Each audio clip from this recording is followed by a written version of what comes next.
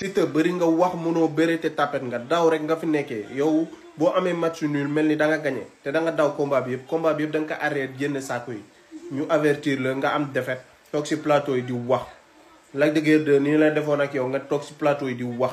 boo daanoo mel ni yaa daan te combat bi yëpp da nga ko arrière doo taxaw bëre ak moom si digg géew bi à chaque fois bu leen génnee saako yi yow yaa génne saako yi nga nekk fi di wax naan di napp ay pas yow Fadam 2 boo doon bëre ak moom doo ko daan te pas ngatuwaata boo doon bëre ak moom doo ko daan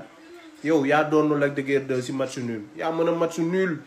du match nul sax défaite la parce que da nga daw ñu avertir la 3 fois nga am défaite toog si plateau yi mel ni yaa daan waxuma nag gars yi solal la couronne ngay wax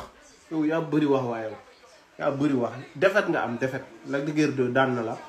Modou Lô daan na la bëri nga wax trop te xamoo tous daw rek nga fi nekkee fii nga dem MMA ñu dóoral ba ngay raam benn métis booy bu nooy moo la téye di lu dóor ba ngay raam